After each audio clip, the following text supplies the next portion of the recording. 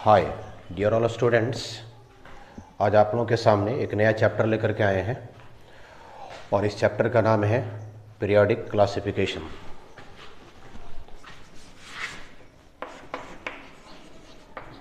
Periodic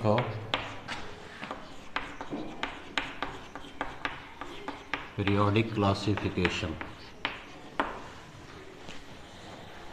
इस chapter को बोलते हैं पीरियोडिक क्लासिफिकेशन है।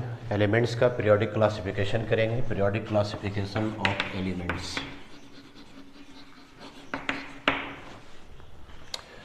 क्लासिफिकेशन का मतलब होता है वर्गीकरण। आप लोग अपना कॉपी कलम निकाल लेंगे, नोट करना शुरू करें। एलिमेंट्स को हिंदी में बोलते हैं तत्व, और एलिमेंट्स हो गया तो तत्व हो गया, इसलिए हिंदी में क्या बोलेंगे हम लोग? तत्वों का वर्गीकरण। तत्वों का वर्गीकरण। आखिर तत्वों का वर्गीकरण इसकी ज़रूरत क्यों पड़ी है, इसके बारे में हम लोग जानने की कोशिश करेंगे। काफ़ी बढ़िया, बहुत ही इंटरेस्टिंग टॉपिक है ये।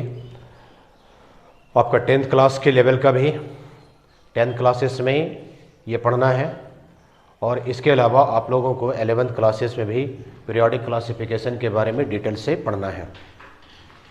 आज का क्लास बेसिक क्लास होगा, और इसके बाद फिर जो है अगले लेक्चर में इससे रिलेटेड बहुत सारी बातें आ जाएंगी। आप लोगों का खूबसूरत प्यारा सा channel modern classes Ibrahim sir. चलिए तो हम लोग पढ़ना शुरू करते हैं। सबसे पहला काम ये कि पीरियोडिक क्लासिफिकेशन में आखिर किसी भी एलिमेंट्स का क्लासिफिकेशन की ज़रूरत क्यों पड़ी। जैसे जैसे एलिमेंट्स का डिस्कवरी हो रहा था, डिस्कवरी के साथ साथ उसकी ज़रूरत पड़ रही थी कि किस तरह से हम लोग उसको अरेंज करें ताकि पढ़ने में उसको आसानी हो। तो सिमिलर एलिमेंट्स को साथ साथ रखा गया, सिमिलर एलिमेंट्स को साथ साथ रखा गया, और डिसिमिलर एलिमेंट्स को, एक ही तरह के जब एलिमेंट होते हैं उसको एक ग्रुप में रखेंगे, और जब डिफरेंट एलिमेंट्स होगा तो उसको अलग अलग जगहों पर रखा जाएगा। Arranging the elements in such A way, arranging the, सबसे पहले डेफिनेशन लिख लेना है। Arranging the elements in such a way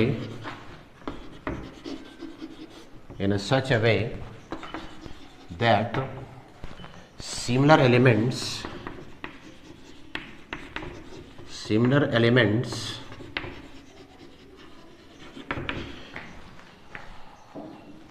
are grouped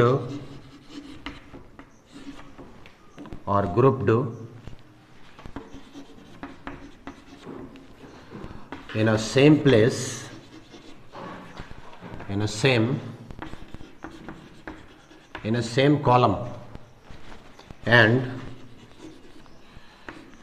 dissimilar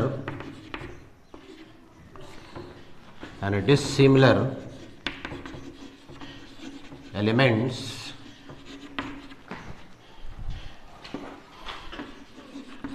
are put in different column।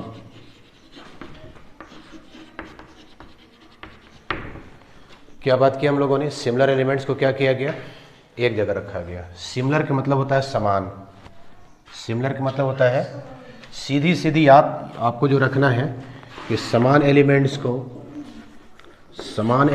को एक तरह के एलिमेंट्स को एक जगह रखा गया, और डिसिमिलर जो होते हैं इसको बोलते हैं असमान।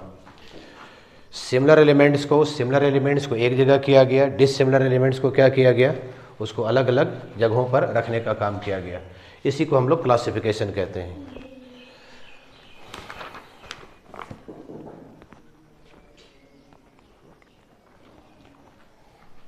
क्लासिफिकेशन एक फ़ायदा और क्या होता है? वर्गीकरण से एक फ़ायदा क्या और हो रहा होता है? वर्गीकरण से सबसे बड़ा फ़ायदा ये है, वर्गीकरण से सबसे बड़ा फ़ायदा एक और है कि एलिमेंट्स के बारे में पढ़ने में काफ़ी आसानी होती है। ठीक है, तो मेन ऑब्जेक्ट जो क्लासिफिकेशन का है, एलिमेंट्स का केमिस्ट्री को आसान बनाना है। Classification of elements Classification of elements.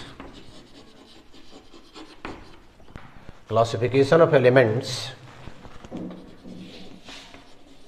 makes easy to study chemistry. Chemistry को आसान कर देता है पढ़ने में, ताकि एलिमेंट्स को चूँकि एक जगह और एक ग्रुप में हम लोगों ने सजा लेने का काम किया है। ठीक है, चलो चलिए आगे बढ़ते हैं। अर्लियर टाइम में क्लासिफाई किया जा रहा था, scientist try to classify the elements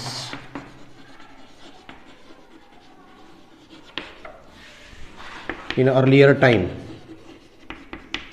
earlier का मतलब होता है पहले, earlier का मतलब पहले होता है। साइंटिस्ट ट्राई कर रहे थे, कोशिश कर रहे थे to classify the elements in earlier time. This was the beginning time.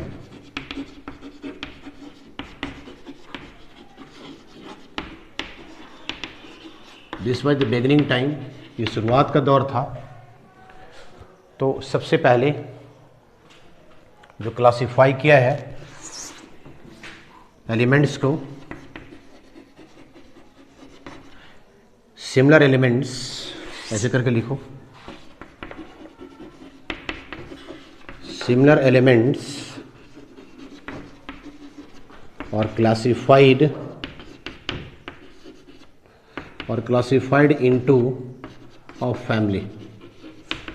एक फैमिली बनाया गया, एक परिवार बनाया गया। एलिमेंट्स का जो भी जानकारी उस समय में एलिमेंट्स का था, एलिमेंट्स को जितनी भी जानकारी पहले था इनिशियल टाइम में, जो भी एलिमेंट की जानकारी थी उसका एक फैमिली बनाया गया। इस फैमिली का नाम रखा गया group. Later on family is named age group. बाद में इस फैमिली का नाम क्या रख दिया गया? ग्रुप रखा गया। ग्रुप को बोलते हैं, समूह बोलते हैं।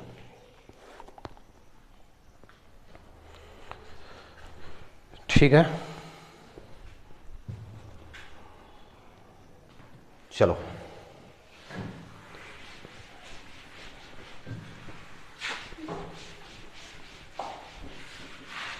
समझने की कोशिश करो।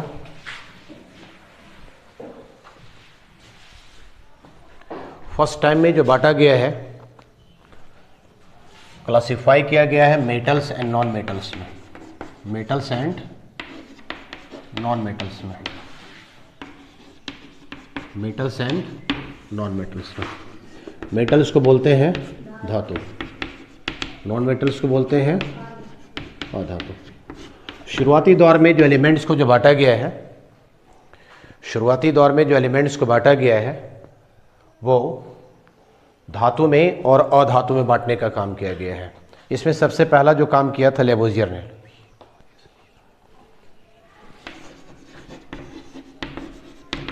Lavoisier classified the elements into metals and non-metals, metals and non-metals। सबसे पहले लेवोजियर ने क्लासिफाई किया था, वर्गीकृत किया था एलिमेंट को, तत्वों को बांटने का काम किया था मेटल्स में और नॉन मेटल्स में, दो भाग में बांटने का काम किया था। ठीक है, 1803 ईस्वी में जॉन डाल्टन ने फिर पब्लिश किया था एटॉमिक वेट्स पर। 1803 ईस्वी में जॉन डाल्टन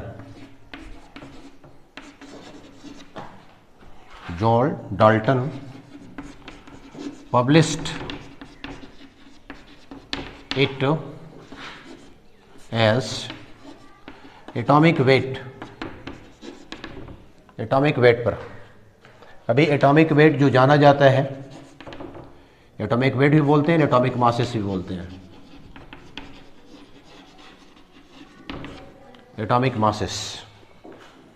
तो जॉर्ज डाल्टन ने इसको क्लियर कर दिया था, फिर एटॉमिक वेट्स को किस चीज़ में, एटॉमिक मासेस में कर दिया था। ठीक है, इनिशियल टाइम में जब क्लासिफाई किया जा रहा था, फिर से बात को समझने की कोशिश करो, मेटल्स में, नॉन मेटल्स में किसने किया था, लेवोजियर ने किया था, एलिमेंट्स को बांट दिया था। 1803 ईस्वी में इसका जो बेस लेकर के आया था, कौन लेकर के आया था, जॉन डाल्टन ने। किस चीज़ में किया था, एटॉमिक वेट में किया था। एटॉमिक वेट को आज किस नाम से हम लोग जानते हैं, एटॉमिक मासेस के नाम से जानते हैं। क्लियर है, हो जाएगा।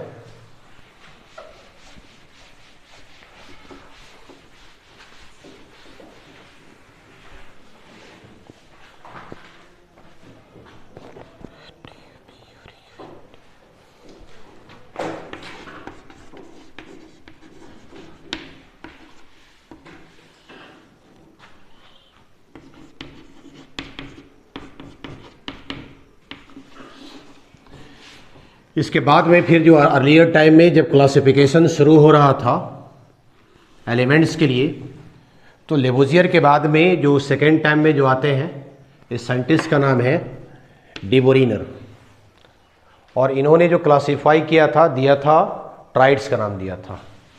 ट्राइड्स को हिंदी में बोलते हैं त्रियक। 3 एलिमेंट्स का ग्रुप लिया, 3 एलिमेंट्स का ग्रुप। He took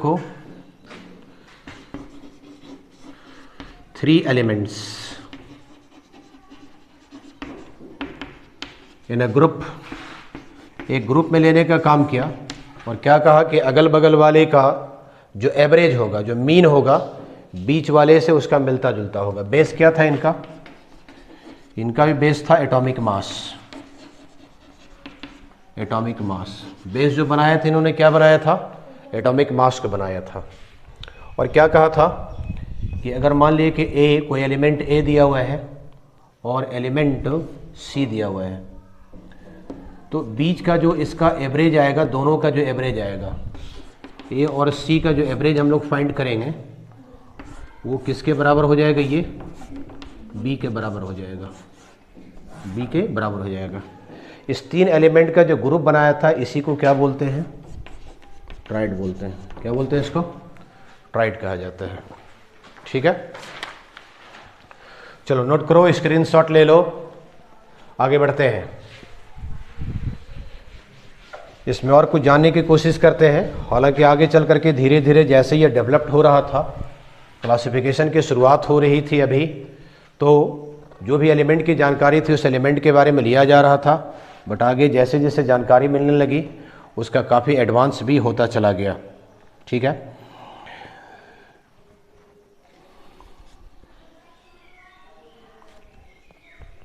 क्या कहा था डिबोरिनर ने, triads means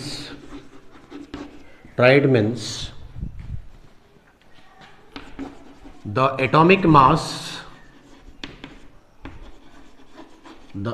mass of middle element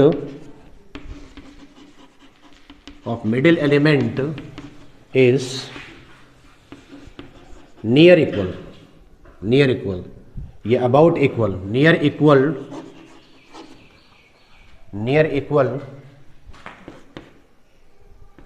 to the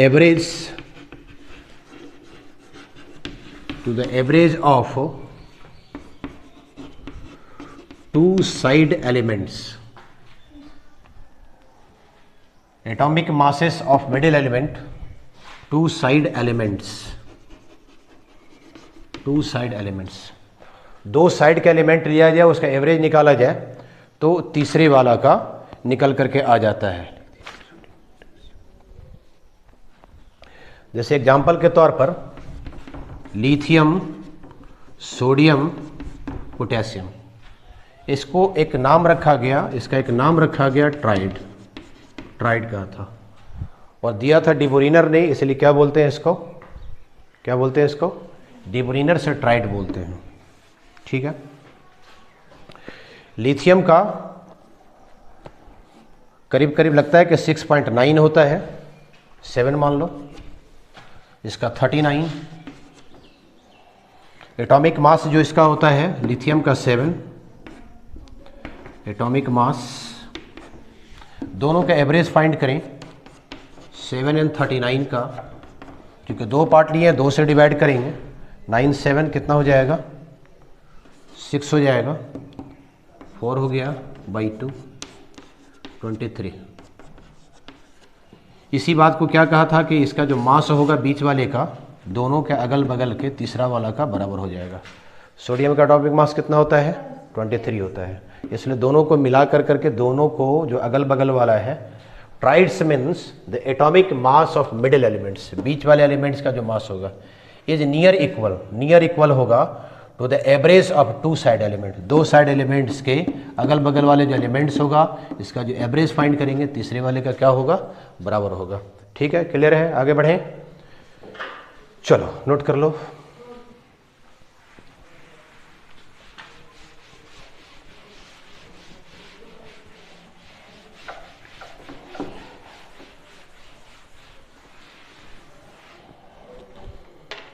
बहुत अच्छा। लेकिन ये कुछ ही एलिमेंट तक के चल पाया था, सारे एलिमेंट्स पर ये वर्क नहीं कर रहे थे। कुछ एलिमेंट पर तो काम ये करता है, बाकी ज़्यादा एलिमेंट्स पर ये वर्क नहीं कर पाता है। एग्जाम्पल के तौर पर कैल्शियम, स्ट्रोंटियम, बैरियम। कैल्शियम का एटॉमिक मास कितना होता है? 40। ठीक है। और बैरियम का कितना होता है? 137। बैरियम का 137। दोनों का एवरेज फाइंड करें,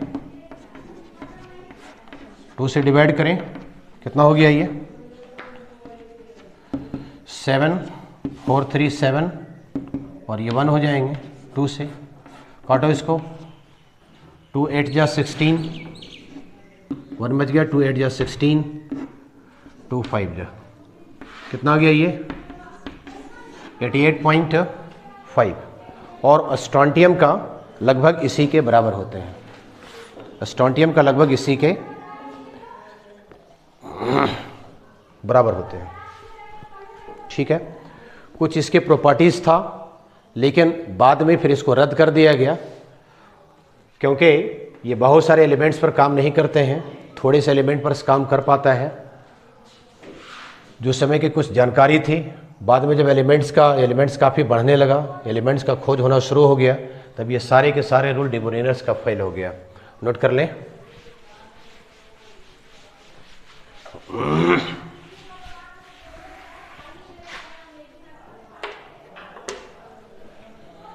चलो, तो कुछ इसका प्रॉपर्टीज था।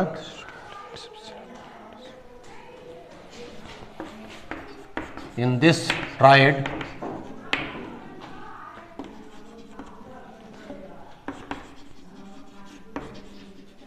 they have some properties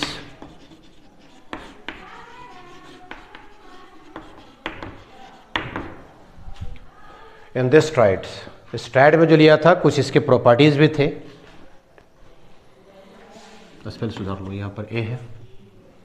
okay, सबसे पहला क्या था जो इन्होंने उस समय जो रिसर्च किया था और जो डिस्कवरी किया था डी ब्रोनियर ने, they are all metals.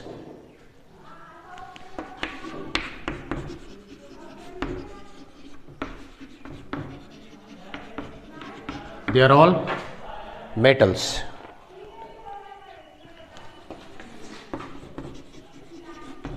They all have the valency 1।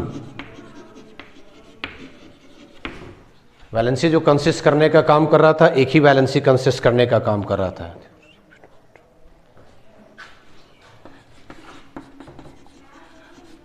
They all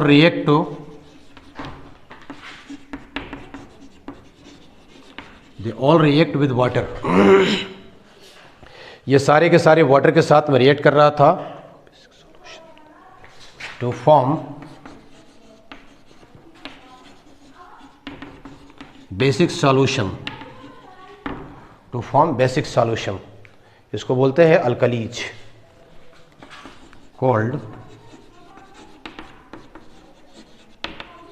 alkalis. क्या कहते हैं इसको? अल्कलीज कहते हैं। ये सारा का सारा जो दिया था किसके लिए दिया था? ये सब के सब किसके लिए दिया था? अल्कली मेटल के लिए, अल्कली मेटल्स के लिए।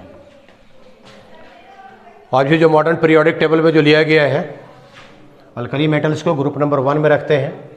लेकिन चलिए, इसकी शुरुआत लगभग हो चुकी थी किससे? डिबोनियर से। किससे? किसने शुरुआत किया था? डिबोनियर ने शुरुआत किया था। क्लियर है? इससे पहले जो सबसे पहले साइंटिस्ट आए थे, किसने किया था? लेबोजियर ने किया था। लेबोजियर ने पूरे एलिमेंट को कितने भाग में बांटा था? मेटल्स में एंड नॉन मेटल्स में बांटा था, धातु में और अधातु में बांटा था। ठीक है। उसके बाद फिर जो है सो 1803 ईस्वी में कौन आए? John Dalton. और जॉन डाल्टन ने फिर क्या किया? इसको एटॉमिक वेट पर, किस पर लेकर के आए? एटॉमिक वेट के आधार बनाया, एटॉमिक वेट आधार बनाया। और वही आधार जो है सो बहुत दिनों तक चलता रहा, जो कि एटॉमिक मासेस में आज हम उसको जानते हैं। तो सबसे पहला जो लिया था इन्होंने, लिथियम को लिया था, सोडियम को लिया था, और कौन सा लिया था? पोटेशियम को। इस दोनों के एवरेज फाइंड करके क्या निकाला था? इसको फाइंड किया था। ठीक है। 7 लगभग लिया था। 39 इसका एटॉमिक मास होता है, एटॉमिक मास होता है 7 and 39, 7 and 39। दोनों के एवरेज निकालने पर कितना आ रहा था? 23 आ रहा था। और ये अल्कली मेटल्स में थे, दे आर ऑल मेटल्स। ये सब के सब क्या है? ये तीनों के तीनों क्या है? ये मेटल्स है। They all have the valency 1। सबका वैलेंसी कितना होता है? सबका वैलेंसी कितना होता है इसका? सबका वैलेंसी 1 होता है। Right. They all react with water. ये सारे के सारे वाटर के साथ में रिएक्शन कर रहे हैं। क्या फॉर्मेशन कर रहा है? To form basic solution. Basic solution बनाते हैं। इस बेसिक सॉल्यूशन को क्या बोलते हैं हम लोग? अल्कलीज बोलते हैं। क्लियर है? Okay, right. नोट करें।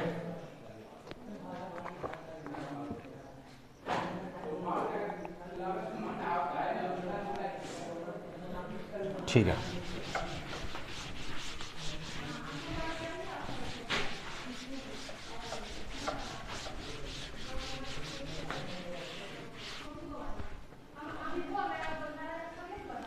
दूसरा पार्ट जो है सो दिया था एग्जाम्पल इन्होंने कैल्शियम का, स्ट्रोंटियम का, और किसका दिया? बैरियम का। अभी हम लोग सीख चुके हैं। ठीक है। इसका नाम रखा अल्कलाइन अर्थ मेटल्स। क्या है ये? Alkaline earth metals. ये सब के सब कैल्शियम और स्ट्रोंटियम बैरियम क्या है? अल्कलाइन अर्थ मेटल्स हैं। क्यों कहेंगे इसको?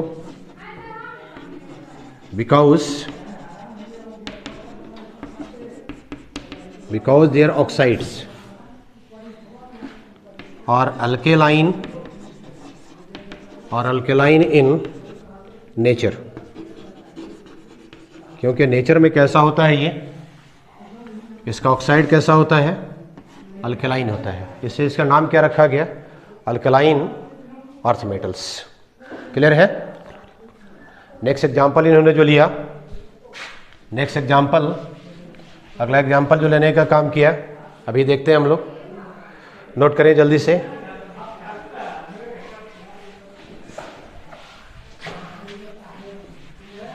नोट करें। Next example, chlorine, bromine, iodine. Chlorine, bromine and iodine. Clear है? ओके।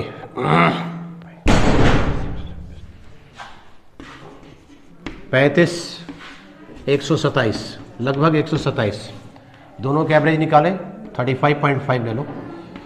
35.5 प्लस 127, 2 से डिवाइड करो, इसका एवरेज निकालो। कितना हो जाएगा ये? 7 5 12, 3 और 2 5 और 1 6, 6, एक हो गया 0.5/2, काट दो इसको 2 से, 2 8 जा, 2 1 जा, 2 2 जा, 4 2 5 जा, 81.25। तो ब्रोमियम का कितना हो गया 81.25। एटॉमिक मास कितना हुआ इसका 81.25।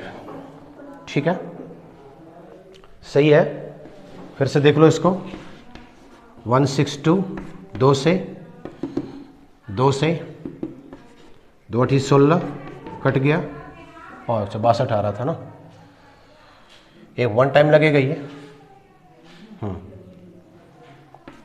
81.25। ठीक है, यही लगभग 80 के करीब में, 79 के करीब में इसका होता है। क्लोरीन, ब्रोमीन और आयोडीन का, इस 3 का एक ग्रुप बनाया और बार बार क्या कर रहे हैं, इसको ट्राइड बोल रहे हैं। क्या बोल रहे हैं इसको? इसको ट्राइड बोल रहे हैं, डिमोनिनर से ट्राइड। ठीक है, नोट करें।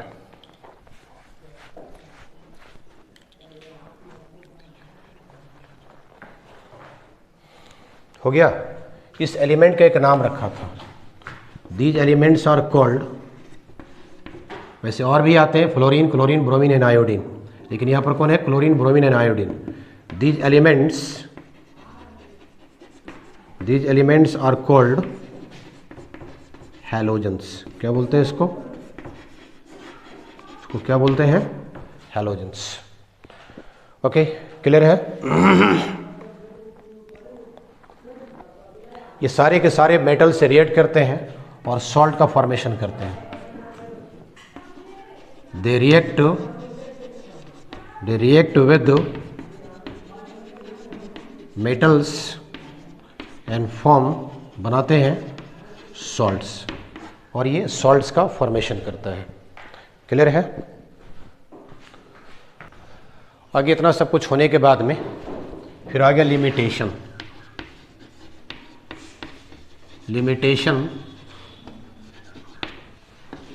Of डुबेरिनर्स triads. लिमिटेशन बोलते हैं सीमाएं, मतलब बहुत सारी त्रुटियां थी और इस त्रुटि की वजह से, लेकिन एक बात ये जानना चाहिए, कोई ना कोई इनिशियल टाइम में स्टार्ट करते हैं। किसी भी चीज़ की जब डिस्कवरी होती है तो कोई ना कोई स्टार्ट करने वाले होते हैं। ठीक है, और उसकी स्टार्टिंग होती है तो कहीं ना कहीं उसमें कुछ ना कुछ खामी आता है, कुछ न कुछ उसमें दोष आते हैं। इसी दोष को बोलते हैं लिमिटेशन ऑफ डुबेरिनर्स ट्राइड्स। उस समय जो जानकारी वाले और भी एलिमेंट्स था उस पर ट्राइड्स लागू नहीं हो रहा था। ठीक है, ट्राइड्स का रूल लागू नहीं हो रहा था। ट्राइड के नियम में क्या दिया था कि 2 अगल बगल वाले एलिमेंट्स का जोड़ कर करके उसका एवरेज निकालेंगे तो तीसरे वाले का निकल जाएगा। लेकिन उस समय भी जो जानकारी वाला एलिमेंट्स था उस एलिमेंट्स का भी नहीं निकल पा रहा था। तो all the known elements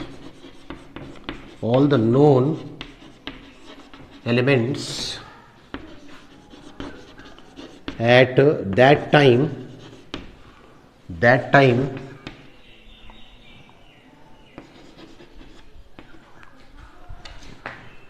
do not follow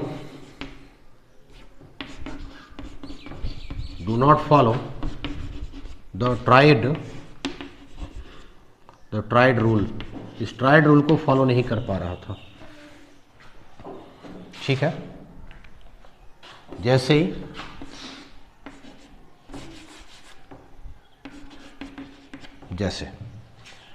nitrogen का एटॉमिक मास होता है 14,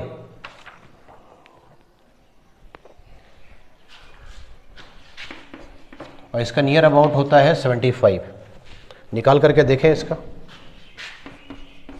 14 + 75 2 कितना हो गया? 5 4 9, 7 और 1 8 हो गया, 2 हो गया, 2 चौके 8, 1 बच गया, सॉरी बचा नहीं, 2 चौक 8, 2 5 10, कितना हो गया ये, कितना हो गया 44.5 आ गया, जो कि लिए बिल्कुल ही रॉन्ग था ये।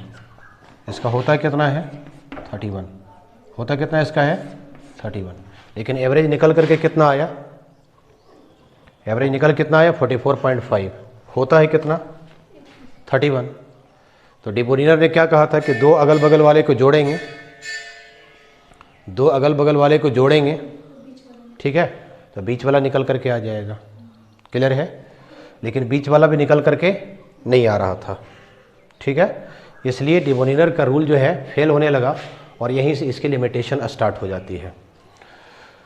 तो पहली बात यह था कि all the known elements at that time do not follow the tried rule, इस ट्राइड रूल को फॉलो नहीं कर पा रहा था, क्लियर है, ओके। ये पहला पॉइंट था इसका।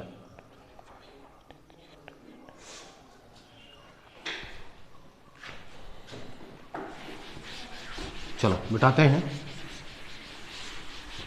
3 ट्राइड्स के बारे में तो जानकारी उनको मिल पाई, बकिया ट्राइड्स के बारे में तैयार ही नहीं कर पाए। ओनली अगला पॉइंट में ओनली 3 ट्राइड्स, 3 ट्राइड्स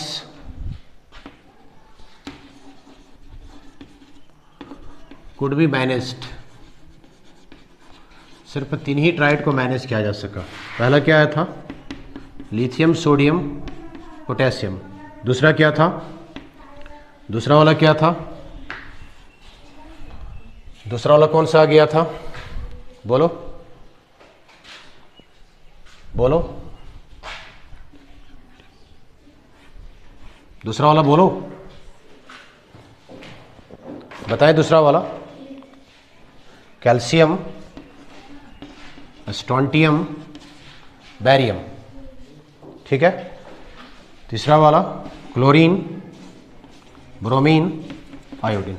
ये 3 तो कर पाए, बाकी सभी पर लागू नहीं होता था, ये इनकी लिमिटेशन था ये, ठीक है। नेक्स्ट टॉपिक में जो आ जाएगा न्यूलैंड्स ऑक्टेव्स लॉ। आगे जो हम लोग देखने का काम करते हैं वह Newlands law of octaves.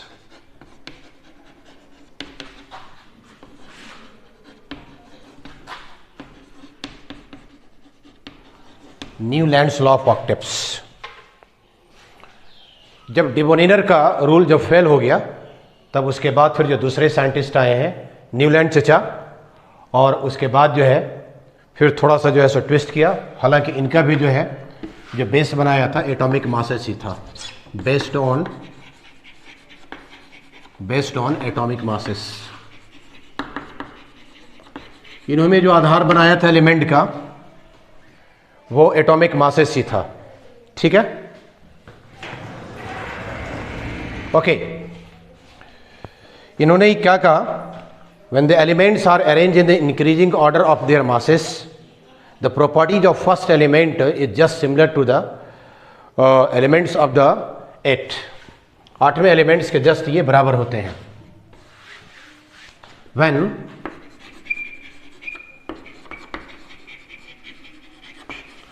when elements are arranged in increasing order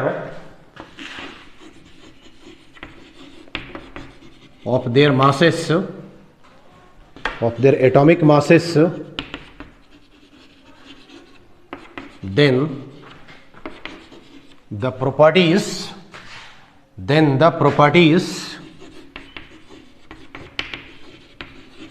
of first element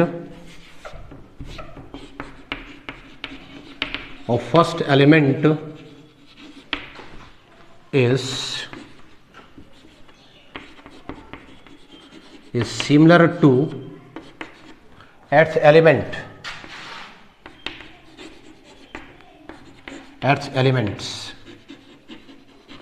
पहला एलिमेंट का जो प्रॉपर्टीज होता है, क्या कहा था न्यूलैंड ने कि पहला एलिमेंट का when the elements are arranged in increasing order of their atomic masses के आधार पर अगर इसको सजाने का काम करें एटॉमिक मासेस पर, then the properties of first element, पहले एलिमेंट का जो प्रॉपर्टीज होगा वो सिमिलर होगा, जस्ट मिलता जुलता होगा 8वें एलिमेंट से। इन्होंने सजाने का काम किया था, गाने का जो टोन होता है इसी पर इन्होंने लिया था सारे ग म प ध नि सा, सारे ग म प ध नि सा। 1 number, 2 number, 3 number, 4 number, 5 number, 6 number, 7 number, 8 number.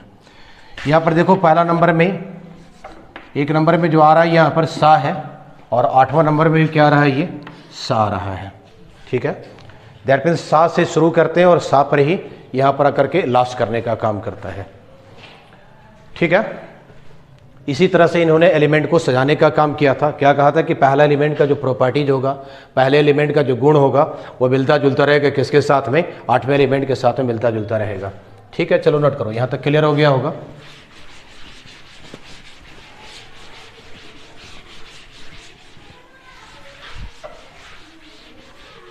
और किस तरह से लेने का काम किया इन्होंने, फिर से देखो इसको, सा रे ग म प ध नि सा, सा। इसमें इनर्ट गैसेस को उस समय चूंकि जानकारी इनर्ट गैसेस का नहीं मिल पाया था, इनर्ट गैसेस की जानकारी नहीं थी,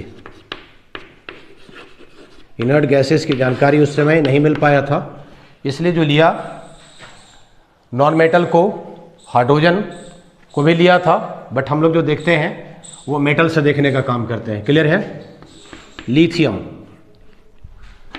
beryllium, boron, carbon, nitrogen, oxygen, fluorine. ठीक है, और फिर इसका जो है सो आकर करके फिर इसी के साथ मिलना शुरू करता है। क्योंकि उस समय जानकारी नहीं मिल पाई थी किस चीज़ का, इनर्ट गैसेस का, जैसे हीलियम हो गया, नियॉन हो गया, आर्गन हो गया, इन सारी चीज़ों को जानकारी नहीं मिल पाई थी। ठीक है, तो फ्लोरीन के बाद आता 9 नंबर के बाद में नियॉन, तो उसके बाद में नियॉन को छोड़ कर लिया गया sodium, magnesium, sodium, magnesium, aluminium, silicon, phosphorus, sulphur, chlorine. फिर आ गया 18 नंबर आर्गन, फिर इसको छोड़ कर के बात करते हैं पोटेशियम, कैल्शियम। अभी देखिए आज के नोटेशन में भी, आज भी जो एटॉमिक नंबर जो पीरियोडिक क्लासिफिकेशन बनाया गया है उसमें लिथियम, सोडियम, पोटेशियम एक ग्रुप में है, ये यहाँ पर बेरिलियम, मैग्नीशियम, कैल्शियम एक ग्रुप में है ये। तो इस तरह से इन्होंने सजाने काम किया था। और क्या कहा था न्यूलैंड ने कि पहले एलिमेंट का जो प्रॉपर्टीज होगा 8वें एलिमेंट से मिलता जुलता होगा, 1 2 3 4 5 6 7, और फिर 8वां वाला यहाँ पर से रिपीट करता है। ठीक है, 1 2 3 4 5 6 7, और फिर 8वां वाला यहाँ पर से रिपीट करने का काम करता है। ठीक है, चलिए, तो इस तरह से इन्होंने लिया था। उसके बाद इनका ओरिजिनल फॉर्मूला हम लोग देखने का काम करते हैं। ठीक है, थैंक यू। न्यूलैंड्स ऑक्टेवला हम लोग कर चुके हैं पीरियोडिक क्लासिफिकेशन में। आगे हम लोग करेंगे मेंडेलिव्स पीरियोडिक लॉ के बारे में। तो हेडिंग लगा लेंगे मेंडेलिव्स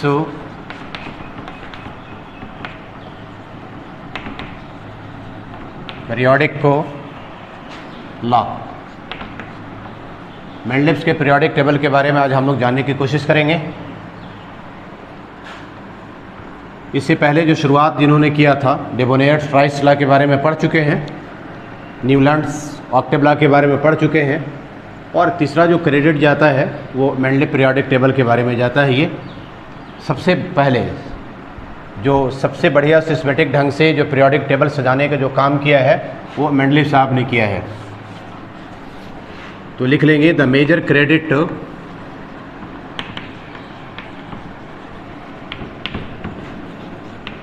goes for periodic classification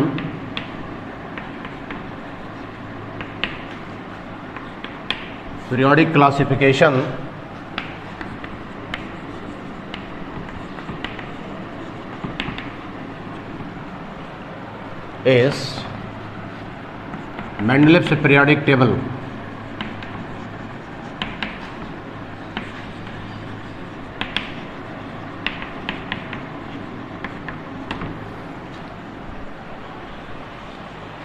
Newland के बाद में इन्होंने मेजर क्रेडिट दिया था और सबसे बढ़िया पीरियोडिक टेबल देने का काम जो किया है वो मेंडलीफ ने देने का काम किया है। काफ़ी सिस्टेमेटिक ढंग से एलिमेंट को सजाने का काम किया था, इसलिए इसको सिस्टेमेटिक क्लासिफिकेशन ऑफ एलिमेंट्स भी कहते हैं। That is systematic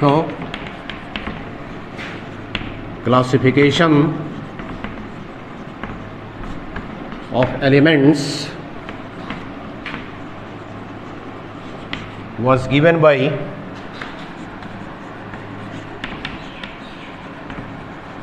Mendeleev।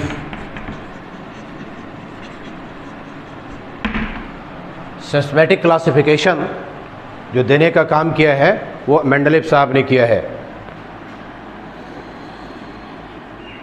इन्होंने जब इसके ऊपर वर्क कर रहा था पीरियोडिक टेबल के ऊपर, तो उस समय जो जानकारी थी वो 63 एलिमेंट्स के बारे में जानकारी था। तो लिख लेंगे at that time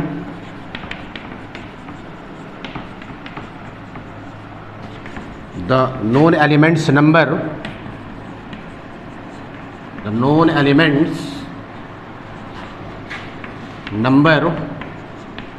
was 63। 63 element जानकारी में थी और इस 63 एलिमेंट को मेंडलीव साहब ने काफ़ी अच्छे ढंग से अपने पीरियोडिक टेबल में सजाने का काम किया था। मेंडलीव साहब ने पीरियोडिक टेबल को इतने बढ़िया ढंग से देने का काम किया है कि आज जो मॉडर्न पीरियोडिक टेबल जो दिया गया है उसमें भी मेंडलीव साहब की ही शुरुआत किया हुआ है। बहुत सारे जगहों को खाली छोड़ दिया था और उसके आधार पर सजाने का काम किया गया है। हाँ, ये अलग बात है कि मेंडलीव ने जो आधार माना था वो एटॉमिक मासेस को माना था, लेकिन मॉडर्न पीरियोडिक टेबल में जो दिया गया है वो एटॉमिक नंबर के आधार पर ये बेस है ये। लेकिन जो सिस्टेमेटिक ढंग दिया गया है वो मेंडलीव साहब ने ही सबसे पहले देने का काम किया था।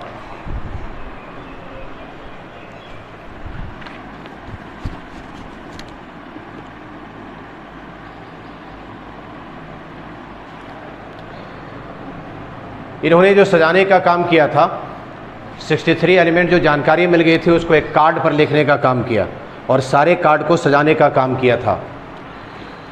तो द नोन एलिमेंट्स, इसको लिख लेंगे इस तरह से ही, द नोन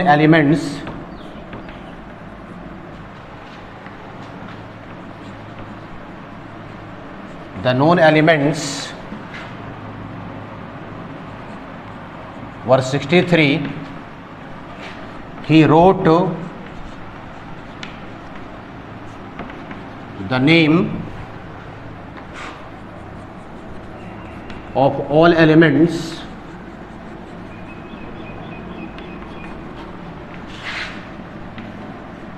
on cards। जिस तरह से ताश के पत्ते होते हैं उसी तरह के ताश के पत्ते के ऊपर अलग अलग कार्ड बनाया और इस कार्ड के ऊपर उन्होंने 63 एलिमेंट का नाम लिख दिया, जिसकी प्रॉपर्टीज़ मिल रही थी, जिस एलिमेंट का प्रॉपर्टी, जिस एलिमेंट्स का गुण मिलता जुलता था उसको एक जगह सिस्टेमेटिक ढंग से सजाने का काम किया। जिसकी प्रॉपर्टीज़ नहीं मिल रही थी उसको दूसरे जगह रखने का काम किया।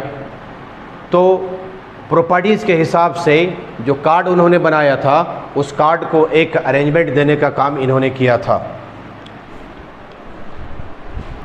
इतना सारा ऑब्जर्वेशन के बाद में जब ऑब्जर्वेशन हो गया, पूरे 63 एलिमेंट्स को जब इन्होंने सजा दिया तो अपने ऑब्जर्वेशन के आधार पर पीरियोडिक लॉ देने का काम किया। On the basis of his observation, अपने ऑब्जर्वेशन के आधार पर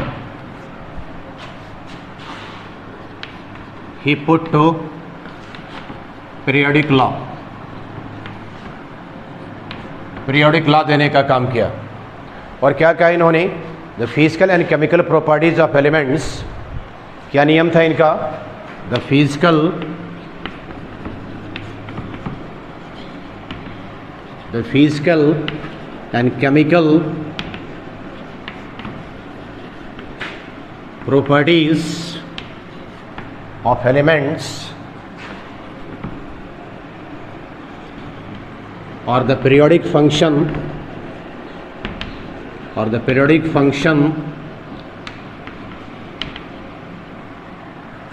of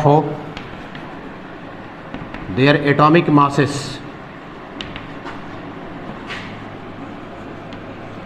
चलिए बात को अच्छी तरह से हम लोग समझने की कोशिश करें। क्या कहा था इन्होंने, मेंडलीव साहब का, मेंडलीव चचा का क्या कहना था कि the physical and chemical properties of elements, elements का किसी भी तत्व का फिजिकल और केमिकल प्रॉपर्टीज जो होता है वो पीरियोडिक फंक्शन से होते हैं। पूरी पीरियोडिक टेबल को सजाने के बाद में कहा कि ये पीरियोडिक फंक्शन से होते हैं, किसका, एटॉमिक मासेस का।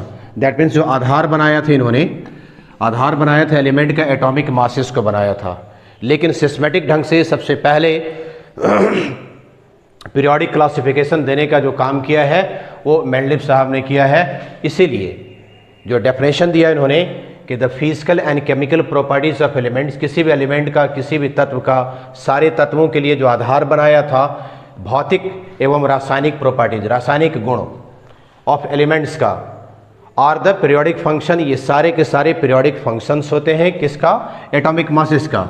लेकिन जब आगे चल करके आप जब पढ़ेंगे मॉडर्न पीरियोडिक टेबल के बारे में तो आप वहाँ पर देखेंगे एटॉमिक मासेस को हटा करके वहाँ पर जो डाला गया है एटॉमिक नंबर को रखा गया है। क्लियर है? चलो यहाँ तक आप लोग नोट कर लो और स्क्रीनशॉट ले लो, ठीक है? Thank you. मिटावें?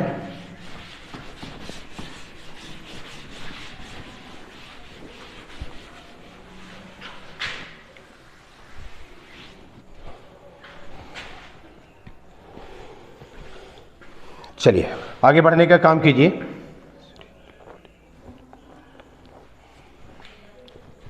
On the basis of the periodic law, periodic law के आधार पर, on the basis of periodic law,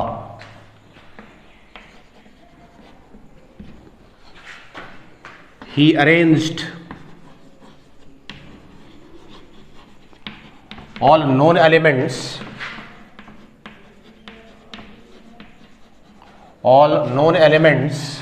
in a table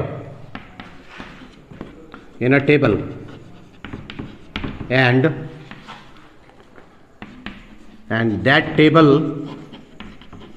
is named, और इसका नाम रखा गया पीरियोडिक टेबल, पीरियोडिक टेबल। क्योंकि इस पीरियोडिक टेबल को on the basis of periodic law, periodic law के आधार पर ही, पीरियोडिक लॉ के आधार पर ही अरेंज, सजाया था, ऑल नॉन एलिमेंट्स, सारे की सारी जो जानकारी था उस समय के नॉन एलिमेंट्स। कितने नॉन एलिमेंट्स था? 63 नॉन एलिमेंट्स थे उस समय। मेंडलीव के समय में 63 एलिमेंट की जानकारी कर पाए थे वो, उस समय उतना ही जानकारी मिल पाया था। तो नॉन एलिमेंट्स को सजाया टेबल में, एंड दैट टेबल, उस टेबल का नाम रखा गया पीरियोडिक टेबल। और चूंकि मेंडलीव साहब ने इस पीरियोडिक टेबल को दिया था इसलिए पूरे पीरियोडिक टेबल का नाम क्या रख दिया? मेंडलीव से पीरियोडिक टेबल, मेंडलीव से पीरियोडिक टेबल।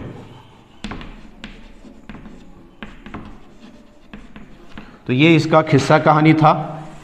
मोटे तौर पर जो आप बात को याद रखेंगे, क्या याद रखना है कि चूंकि ये शुरुआत हो रही थी, एलिमेंट की जानकारी मिल रही थी, और केमिस्ट्री में क्योंकि एलिमेंट के बारे में पढ़ने के लिए ये ज़रूरी है कि उसका एक अरेंजमेंट होना चाहिए, उसका एक सिस्टम होना चाहिए। इस सिस्टम की जो शुरुआत करने वाले हैं, सबसे पहले डिबोनेयर ने शुरुआत किया था, ट्राइड्स लॉ देने का काम किया था। उसके बाद फिर आगे न्यूलैंड्स का लॉ आ गया, उसके बारे में भी हम लोग देख चुके हैं, ठीक है। उसके बाद फिर उसी सिस्टम की एक कड़ी है जिसको मेंडलीव ने देने का काम किया, और काफ़ी बढ़िया ढंग से पीरियोडिक टेबल को सजाने काम किया।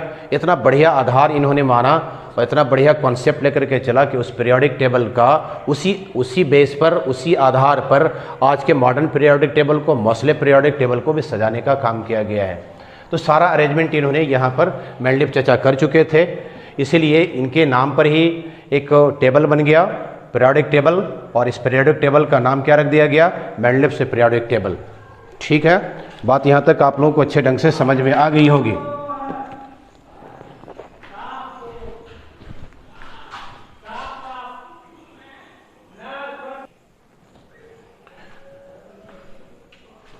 तो इस तरह से मेंडलिप के पीरियोडिक टेबल को अरेंज किया गया और मेंडलिप पीरियोडिक टेबल, इस टेबल का नाम मेंडलिप पीरियोडिक टेबल रख दिया गया। 1872 में 1872 ईस्वी में मेंडलिप के पीरियोडिक टेबल को प्रकाशित किया गया था और इसका प्रकाशन जनरल में हुआ और उस समय के खास करके जर्मन से एक जनरल निकलता था, एक पत्रिका निकलता था, उसमें इनके पीरियोडिक टेबल का प्रकाशन हुआ था 1872 में। ठीक है, तो एक बात इसमें आगे लिख लेंगे आप लोग,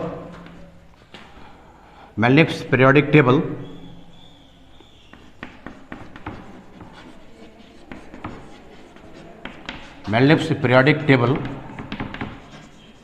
was published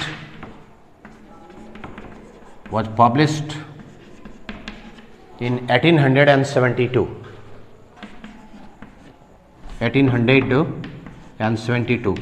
in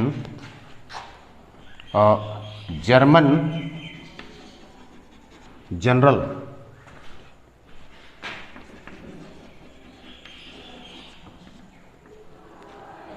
जर्मन से जनरल निकलता था, एक पत्रिका निकलता था।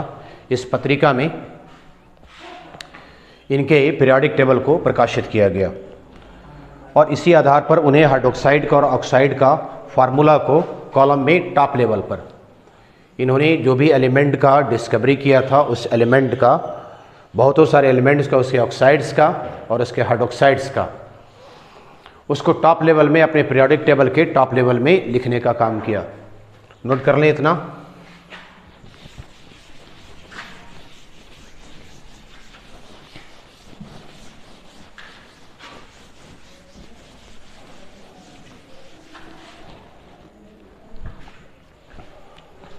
Okay,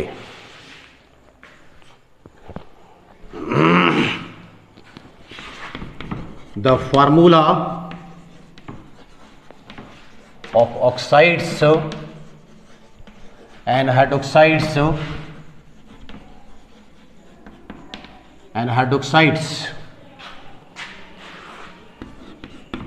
of elements were written in the top level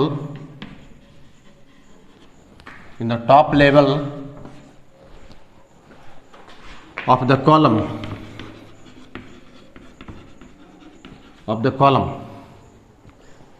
of the periodic table, in the periodic table, ऐसे लिखो, in the periodic table, उस periodic table के टॉप लेवल में लिखा गया। जितने सारे एलिमेंट्स, उसमें जो जानकारी में एलिमेंट्स था, उस एलिमेंट्स को इन्होंने लिखा, आर से लिखा। कैसे लिखा? आर से लिखने का काम किया। ठीक है, मेंडलिप के पीरियोडिक टेबल में आप लोग बुक को सामने निकाल लेंगे, एनसीईआरटी का बुक हो या जो भी बुक आप पढ़ रहे हो, उस बुक को आप निकाल लें और मेंडलिप का पीरियोडिक टेबल को आप सामने रखें, तब बात आपको ज़्यादा अच्छे ढंग से समझ में आ जाएगी। जैसे एग्जाम्पल के तौर पर ये इस आर से जो दिखलाया था, एलिमेंट्स को दिखलाया था, हम इसके हाइड्रोक्साइड्स को बनाते हैं एग्जाम्पल के तौर पर। जैसे CH4, ये फार्मूला होता है, मीथेन का फार्मूला है, ये मीथेन का फार्मूला है। ये बन गया हाइड्रोक्साइड, जो बनकर का आया कार्बन का हाइड्रोक्साइड बनकर का आया। This is the hydroxide of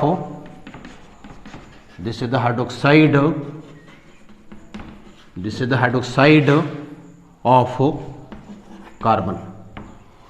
that means R से जो इंडिकेट कर रहा था, यहाँ पर जो इंडिकेट किया गया कार्बन के लिए इंडिकेट किया गया, और क्या आया बनकर करके? ये कार्बन का हाइड्रोक्साइड बनकर का आया। इन सारी बातों को जो लिखने का काम किया टॉप लेवल में, पीरियोडिक टेबल के टॉप लेवल में लिखने का काम किया। नेक्स्ट एग्जांपल की बात करें, जैसे एग्जांपल CO2, कार्बन डाइऑक्साइड,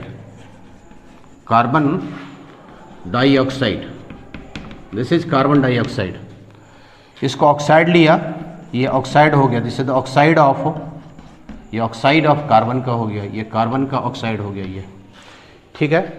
तो आप टॉप लेवल में पीरियोडिक टेबल के आप टॉप लेवल में देखने का काम करेंगे तो इस तरह से इसका ऑक्साइड लिखा हुआ होगा RO, R2O, ये वैलेंसी के ऊपर डिपेंड कर रहे होते हैं, R3O, ठीक है। इस तरह से ये लिखे हुए रहते हैं। आप टॉप लेवल में पीरियोडिक टेबल का आप देखेंगे यहाँ पर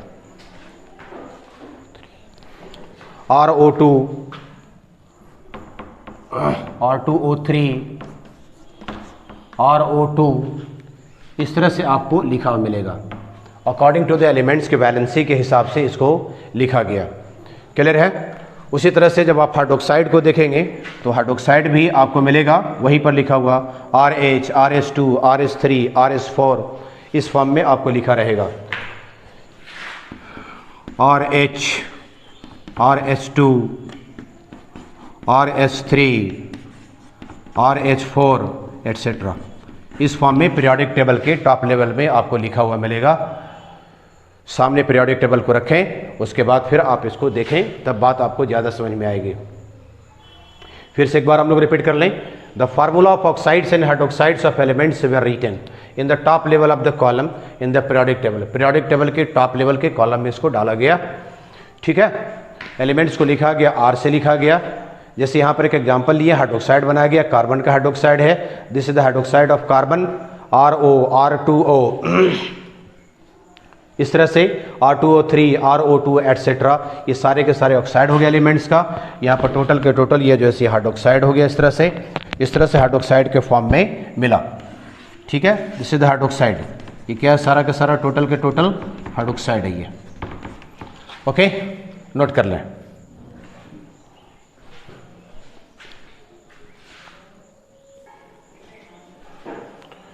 चलिए, तो इस तरह से जो टेबल उन्होंने बनाया, हॉरिजेंटल रोज लेने का काम किया एंड वर्टिकल कॉलम्स, इधर वाला का नाम रखा गया horizontal rose.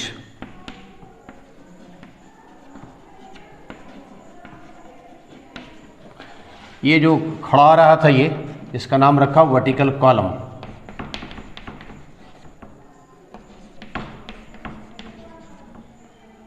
Vertical column,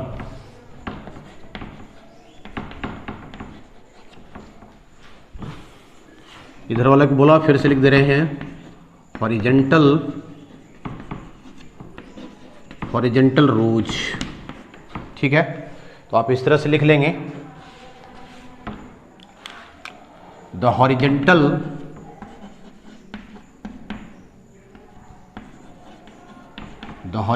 rose in the Mendeleev's periodic table, Mendeleev's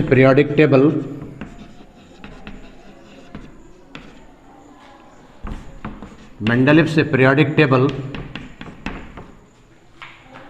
is named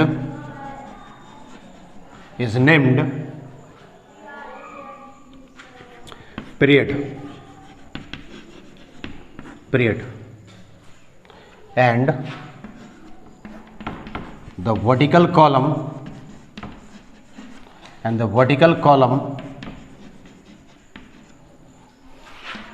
is named group, ठीक है।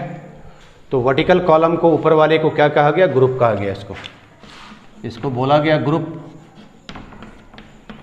और जो हॉरिजेंटल रोज आ रहे थे, इस तरह से रोज आ रहा था, इसका नाम रखा गया पीरियड, ठीक है। मेंडेलीव के समय में जो हॉरिजेंटल रोज जो ओरिजिनल फॉर्म में था वो 6 था। तो पीरियड कितना था ओरिजिनल वे में, 6। ओरिजिनल फॉर्म में एक्चुअल में 6 था ये। और ग्रुप कितना था ओरिजिनल वे में? ओरिजिनल वे में जो ग्रुप का नाम जो था 8 ग्रुप में सजाया गया था। ग्रुप को भी यहाँ पर लिखते हैं, ग्रुप को भी कैटेगराइज किया गया A एंड B में, सब पार्ट में बांटा गया A एंड B में। अभी भी आप इनके पीरियोडिक टेबल को उठा करके, मेंडेलीव के पीरियोडिक टेबल को उठा करके जब आप देखने का काम करेंगे तो आपको इसमें 2 पार्ट्स मिलेंगे, ग्रुप में A और B मिलेगा, ठीक है। तो ओरिजिनल वे में मेंडलीफ के समय में जो ग्रुप था वो 8 ग्रुप को रखा गया और पीरियड जो आया कितना था, वो 6 पीरियड था। क्लियर है? और ग्रुप को भी 2 पार्ट में बांटा गया, ए और बी पार्ट में बांटा गया इसको। चलिए इसको नोट कर लें।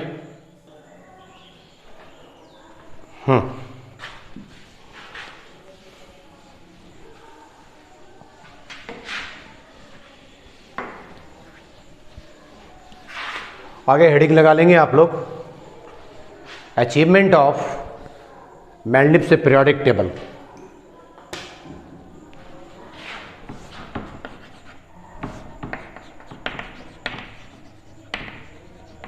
Achievement of मेंडलीफ्स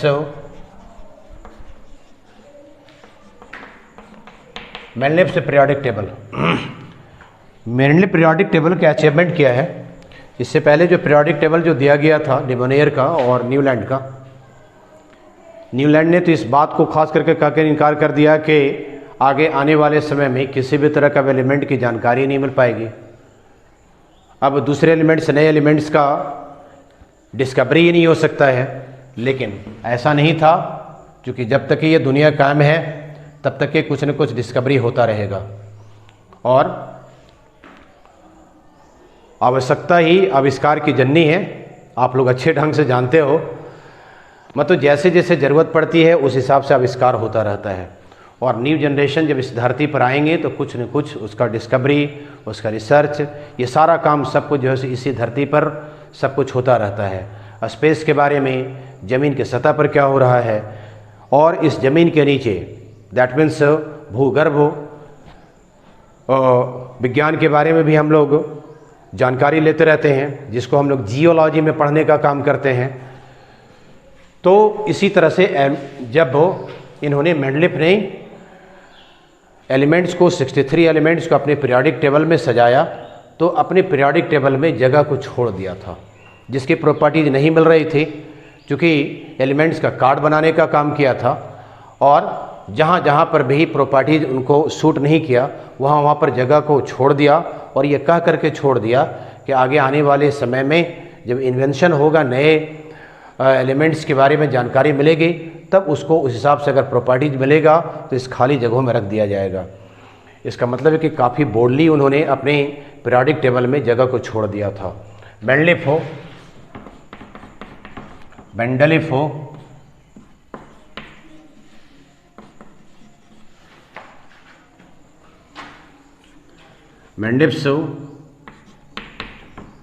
periodic table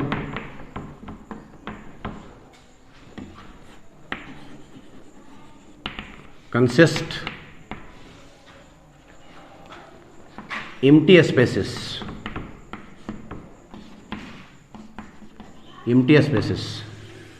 that is he boldly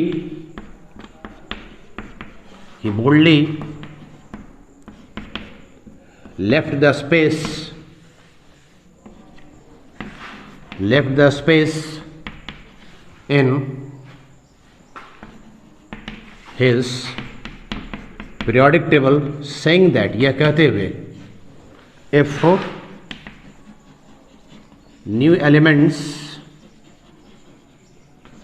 are discovered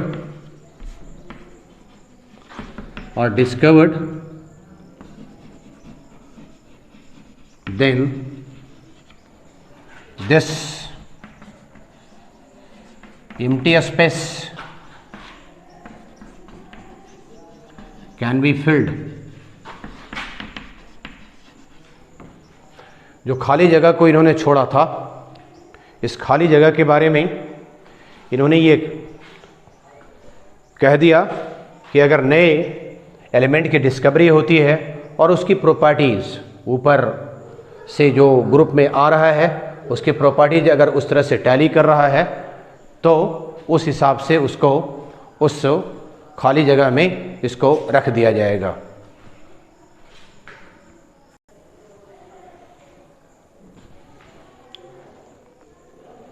इसीलिए मेंडलीफ साहब को यह कहा जाता है कि इन्होंने पीरियोडिक टेबल का जो सजाने का काम किया है, काफ़ी बोल्ड ढंग से पीरियोडिक टेबल को रखने का काम किया है, पीरियोडिक टेबल को देने का काम किया है।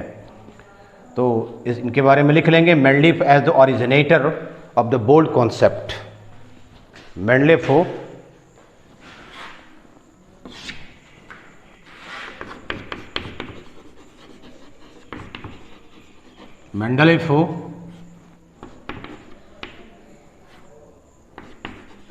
is the originator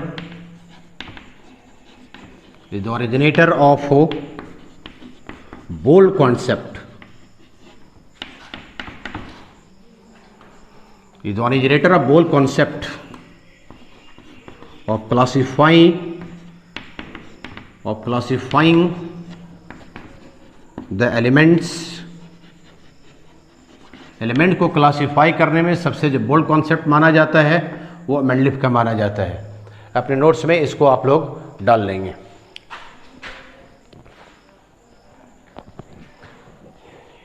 मेंडलीफ के पीरियोडिक टेबल से और क्या क्या बातें हम लोगों को जानकारी मिलती है, इसके बारे में अभी हम लोग जानने की कोशिश करते हैं। ठीक है बाबू लोग, चलो ओके। सिस्टम जो देने का काम किया था, मेंडलीफ साहब ने देने का काम किया था, इसके बाद इनका बहुत सारा कंट्रीब्यूशन रहा। इससे फ़ायदा क्या हो रहा था पीरियोडिक टेबल को? तो एक फ़ायदा ये हो रहा था कि सिस्टमैटिक स्टडी किया था एलिमेंट्स का। किसने किया था? मेंडलीफ साहब ने किया था। ओके, एक सिस्टम से एक लेवलिंग जो होता है उस लेवलिंग को करने का काम किया। और मेंडलीफ के समय में जो जानकारी मिल पाई थी, 63 एलिमेंट की जानकारी मिल पाई थी। Classification of elements on the basis of a fundamental atomic properties. इन्होंने जो फंडामेंटल एटॉमिक प्रॉपर्टीज़ बनाया था वो एटॉमिक मासेस को बनाया था। हालांकि आज का डेट का जो मॉडर्न पीरियोडिक टेबल है वो उसका एटॉमिक नंबर पर आधारित है। तो क्लासिफिकेशन जो दिया था मेंडलीफ ने जो क्लासिफिकेशन दिया था और क्लासिफाई करने के लिए एलिमेंट्स का जो आधार बनाया था इन्होंने, फंडामेंटल एटॉमिक प्रॉपर्टी जो बनाया था वो एटॉमिक मास था। याद रखेंगे इसको, एटॉमिक मास था। ठीक है, दैट मीन्स परमाणु द्रव्यमान था।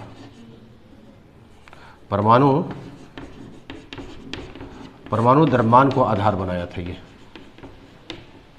तीसरी बात, correction of atomic masses. Atomic masses का इन्होंने करेक्शन करने का भी काम किया था। कुछ एलिमेंट्स को जो पहले सजाने का काम किया गया था, इनसे पहले न्यूलैंड ने और डिबोनेयर ट्राइड्स ने, सबसे पहले डिबोनेयर ने, उसके बाद जो है सो न्यूलैंड ने। दो आदमी इनसे पहले, दो साइंटिस्ट इनसे पहले क्लासिफिकेशन के बारे में बता चुके थे। तीसरा जो है मेंडलीफ है। तो कुछ जो मासेस में जो गड़बड़ी रह गया था, उस गड़बड़ी को भी सुधार करने का काम इन्होंने किया। जिसमें सबसे पहला जो सुधार किया गया था वो था beryllium.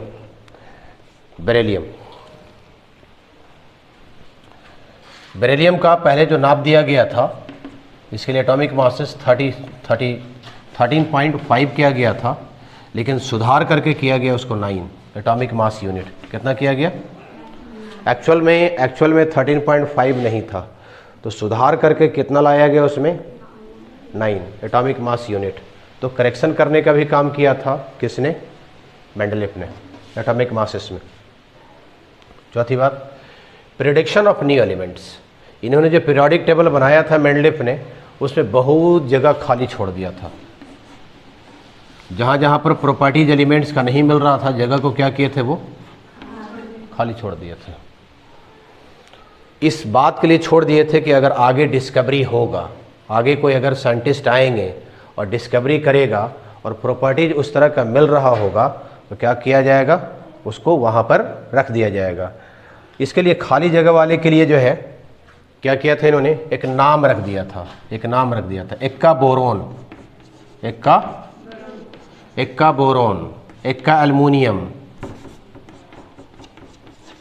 Aluminium, Ekka silicon.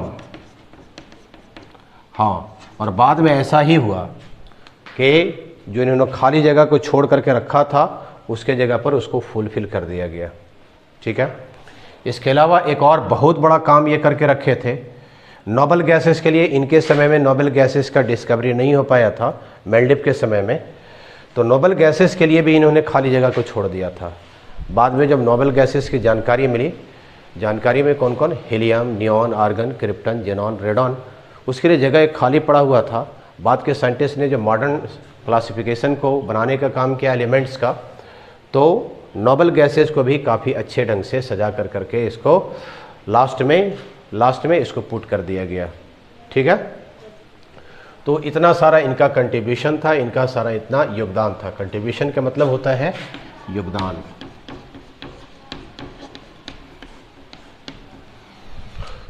Clear है?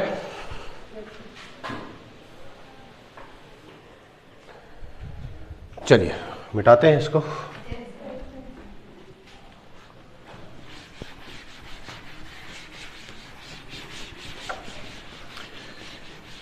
इतना सारा खूबी होने के बाद, विशेषताएं होने के बाद भी इनके पीरियोडिक टेबल में बहुत सारी त्रुटि रह गया।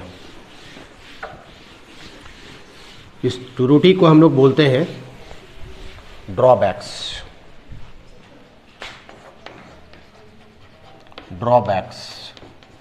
और डिमेरिट्स। हिंदी बोलते हैं दोष इन मेंडेलिव से पीरियोडिक टेबल।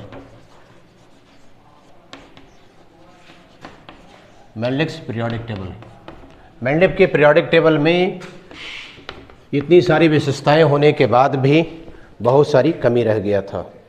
ठीक है, सबसे पहला कमी ये था पोजीशन ऑफ हाइड्रोजन।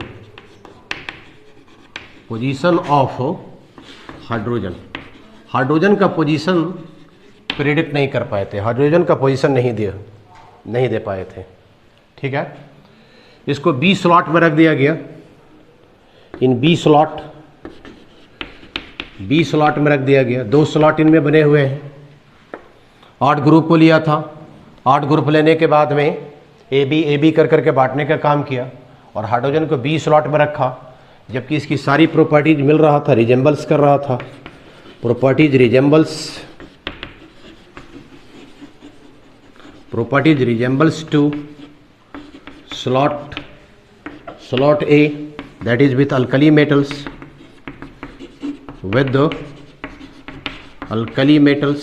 ये सारे के सारे मिल रहे थे किससे? अल्कली मेटल से मिल रहा था। आज भी मॉडर्न पीरियोडिक टेबल में देखा जाए तो अभी भी हाइड्रोजन को सही जगह नहीं मिल पाया है। अल्कली मेटल के साथ में हाइड्रोजन नॉन मेटल है और नॉन मेटल होने के बावजूद भी इसको रख दिया गया है अल्कली मेटल के साथ में, तो मॉडर्न पीरियोडिक टेबल में भी आज तक जगह नहीं मिल पाया है।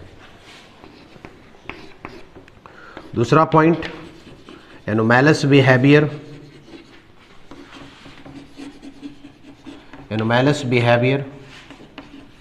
इन्होंने सजाया था, जो आधार माना था, किस चीज़ को आधार माना था? एटॉमिक मासेस को। क्लियर है? एटॉमिक मासेस को माना था और एटॉमिक मासेस में क्या था? इंक्रीजिंग ऑर्डर था। एटॉमिक मास बढ़ेगा तब उसको सजा रहे थे, इंक्रीजिंग ऑर्डर था, इंक्रीजिंग ऑर्डर में सजा रहे थे ये। क्लियर है? एटॉमिक मासेस के आधार पर सजाया था इन्होंने पीरियोडिक टेबल को और इंक्रीजिंग ऑर्डर था। क्लियर है? लेकिन जब बात करते हैं आर्गन का, जैसे एग्जाम्पल के तौर पर पोटेशियम की बात करते हैं, इसका 39.9 होता है, इसका 39.1 होता है। ठीक है, पहले आना चाहिए था 39.1 को, तब उसके बाद आना चाहिए 39.9 को, लेकिन क्या किया कि पोटेशियम से ऊपर रखा, किसको? आर्गन को रखा, जो कि बात गड़बड़ था ये। ठीक है, अगर आप आधार मान रहे हैं, एटॉमिक मासेस को मान रहे हैं और इंक्रीजिंग ऑर्डर पर सजा रहे हैं, तो कम वाला पहले आएगा, बाद वाला बाद में आएगा। तो ये भी एक जो है सो काफ़ी जो है सो ड्रॉबैक था इनका। ठीक है, तीसरी बात position of isotopes. Position of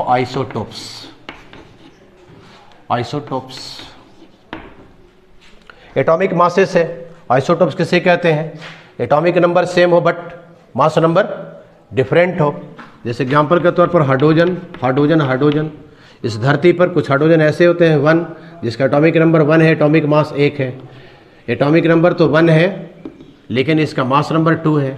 atomic number तो 1 है लेकिन मास नंबर कितना है? 3 है। ओके, इसको प्रोटियम बोलते हैं, ड्यूटेरियम इसको ट्राइटियम बोलते हैं।